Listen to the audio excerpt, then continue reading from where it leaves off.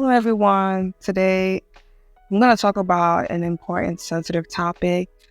So, the topic is about how to bring your whole self to work and finding a safe space to do that.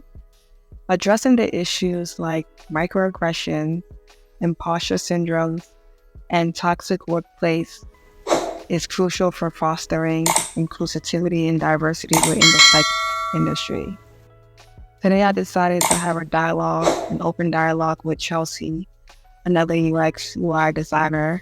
Seems like coming to some of these tech conferences that I've been to, this topic comes up a lot, or people start asking questions about this topic. So I feel like it's important to not just talk about the good thing about tech or talk about the great things about tech, but also address things that our community go through. I don't want to glamorize tech and act like everything is great when situations like this also exist. So I'm just going to keep it honest. So let me give you a bit of a background about Chelsea. Chelsea has spent more than 5 years immersed in tech industry. She initially pursued her studies in graphic design and also took up a minor in web technology, applications, and businesses. However, her journey in the realm of user experience was not a straightforward one. She had to pave her own way and put in a lot of personal effort to advance in her field. Her path has filled her with passion for outreach and fostering connections within Black tech communities through mentorship and workshops and teaching.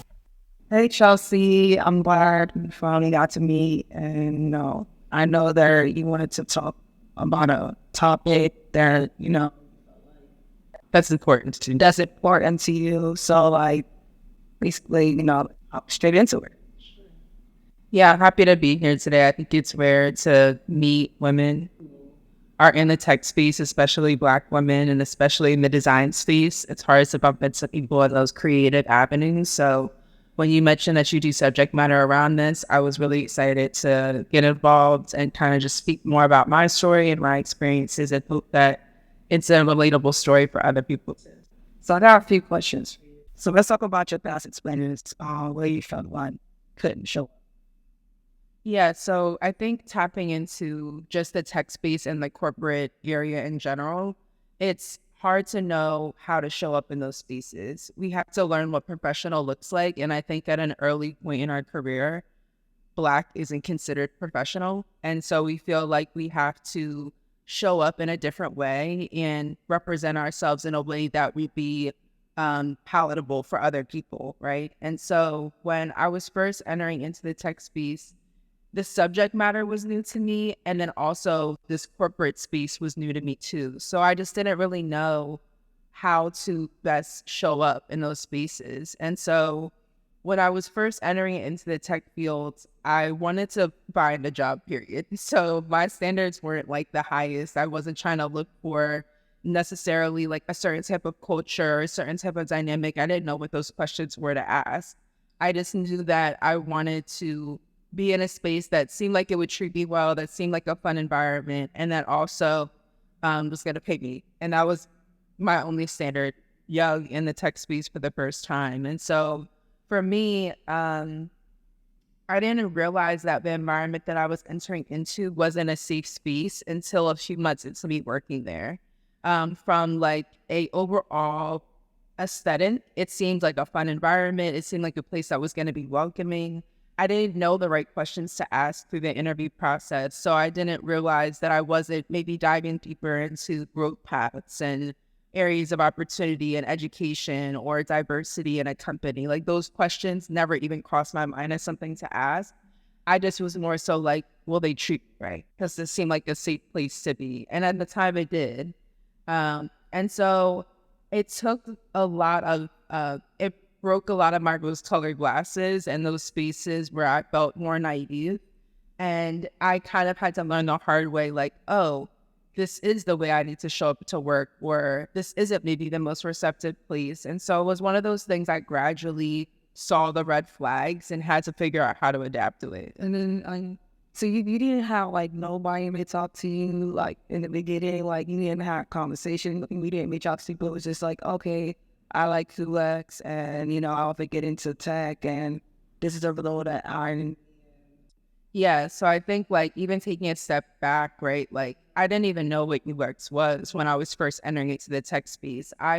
This was me coming straight out of college. I was a graphic design major. I minored in web tech and business. So I knew I wanted to be in this corporate tech space, but I was just going in as an interactive designer, and that was my only background.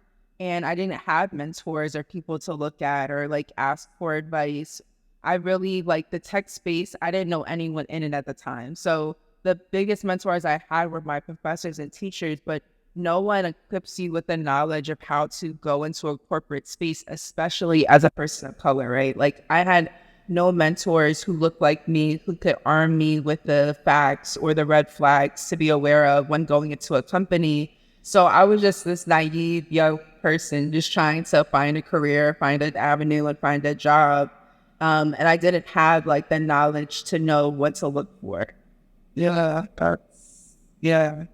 Like, what symptoms this like caused you? Like, how did you like we was like? Because I remember we had talked about like situations, and I don't know if you want to get into that. Like situations like where you did work in a toxic environment and then you started having symptoms. And like, remember you also definitely pointed out like in denial, almost like you just like then like it maybe it's just me thinking like of it because none of like your counterparts will like pointing it out or saying nothing to you about it. Yeah, so I think a lot of what we see in corporate environments are microaggressions, right? Like none of these things are going to be overt. None of these things are going to necessarily slap you in the face like this is like a toxic workplace environment. It's just these small symptoms that we start to see.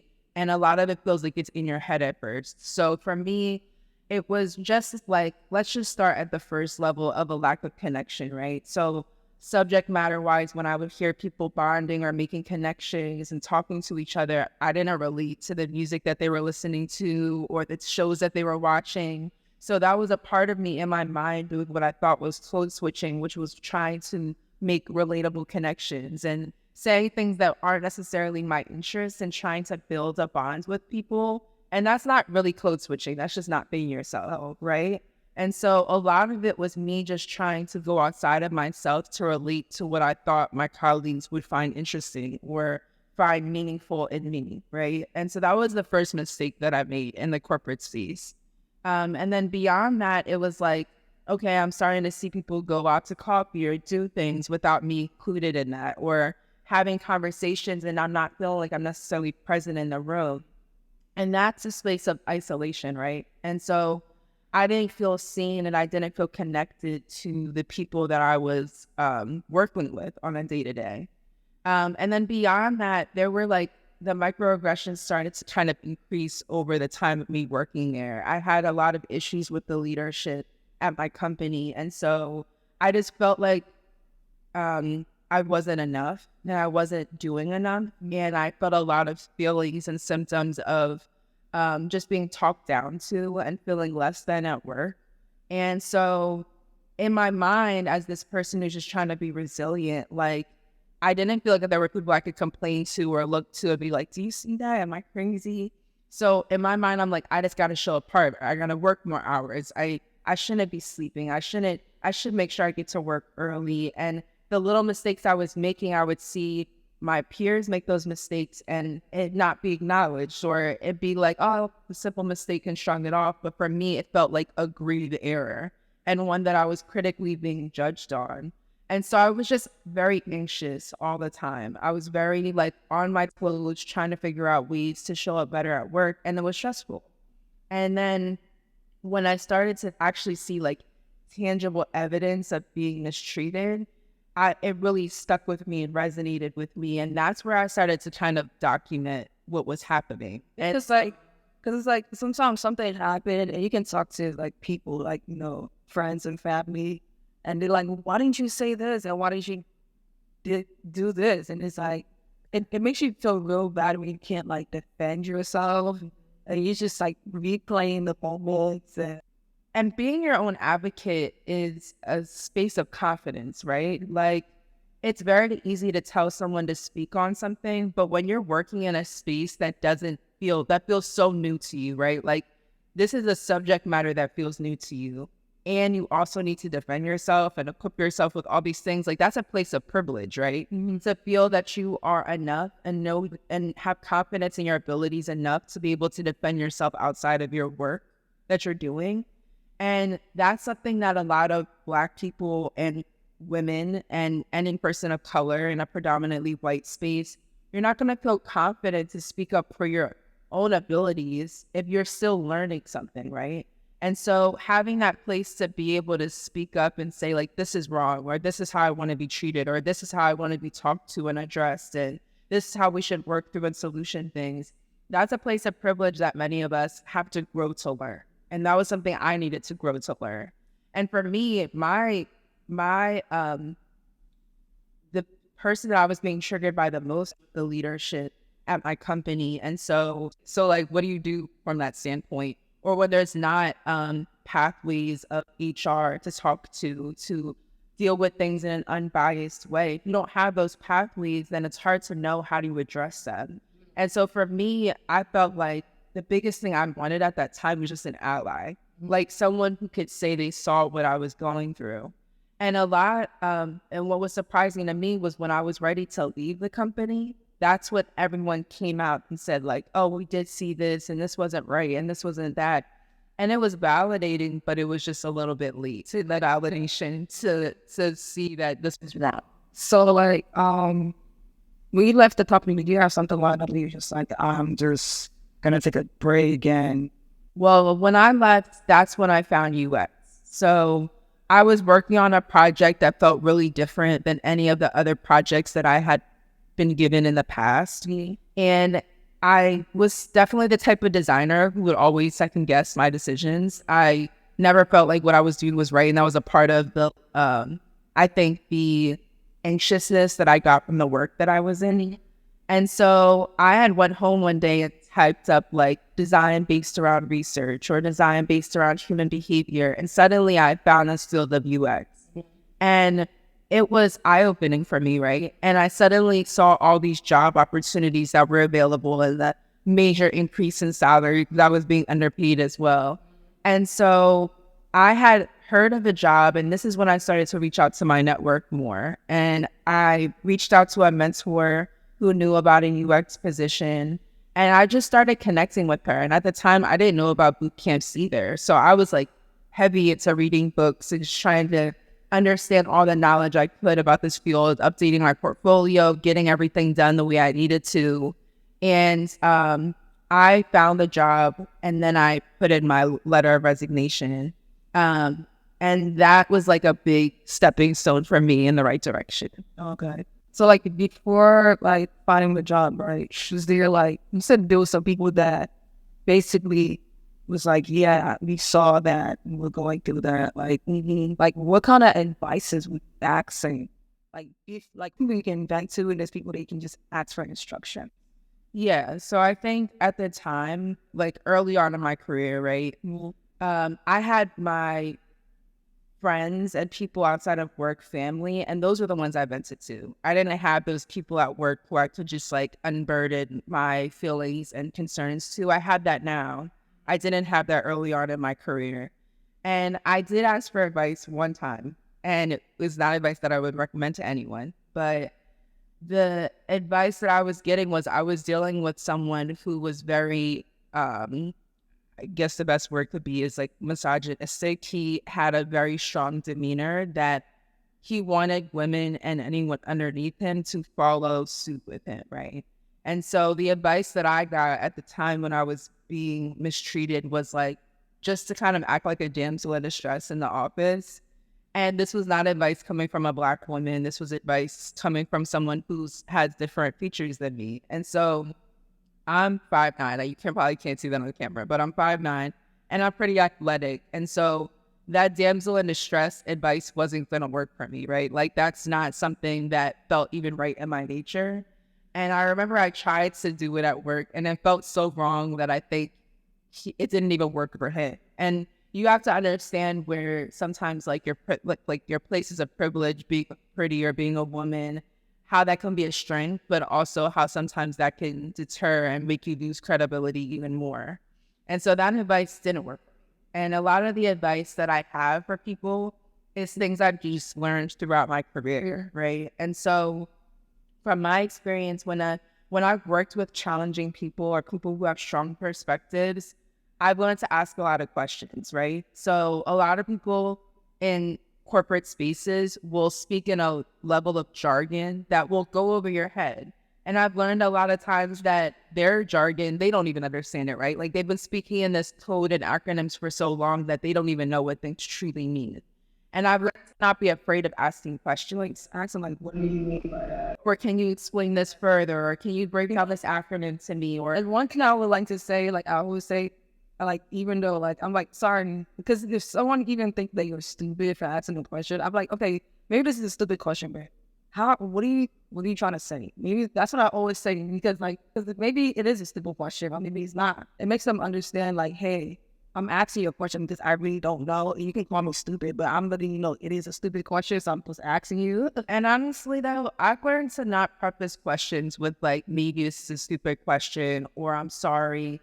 There is no apologies when you're into a space, right? And so sometimes I'll say like, sometimes I'll say for my education, can you just explain this to me? Can you break this down? If you're really speaking to a pretentious person for my edification, can you break this down to me a little bit more? Like there's ways you can ask questions without beating yourself down, right? Because when you ask things like and start things off with like, maybe this is a stupid question, or I'm sorry for asking this question, now you're instantly averted. It instantly feels like you're asking things you shouldn't be asking, when sometimes you just have to say, like, for context, can you let me know something? A lot of the times when we're UX designers, we're jumping into a process when it's already been started. There's already been the legwork done by project managers or by leadership on that team, and we're jumping in 2 steps later.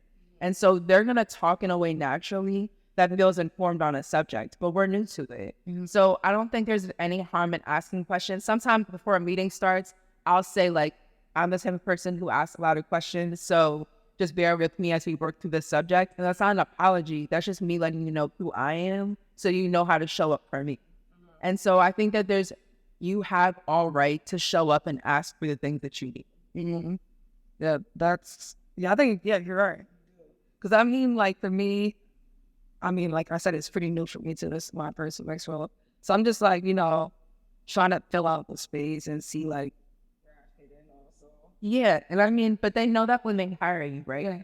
And they also hired you for a reason. Whether you're new to this space, you're bringing other soft skills with you. And I think a lot of the times when we're new in tech spaces, we feel this shame to not know things.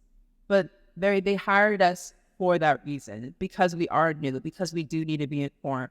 And I really kind of let go of this, like, I need to pretend to know what I'm doing. Yeah, like when I got my second job, even during the interview process, I was very clear of like, I need to be in a space where I feel like I'm being educated. And what are your pathways for education? What are your pathways for growth? What's your culture around sharing knowledge with each other? And I made that really poignant on my first interview. So that way, when I walked in the door, you're not thinking like, I know everything. I told them in my interview, like, I don't know everything about UX, but I know how to learn, and I know how to figure things out. And so I wanted them to know, like, this is a give and take. Like, I want to feel like I'm learning from you and I'm growing from you. And when I went to my manager the first time, I'm like, if I stop asking questions or if I stop being curious, then there's probably something wrong. And like, check me on that. Talk to me about that, so I can feel like I can learn how to open up and express myself to you. Hey guys, I hope that part 1 was going so great for you guys. So check out part 2 here and check out other videos I have made. Thank you so much. Subscribe if you found value, like, and thanks for watching.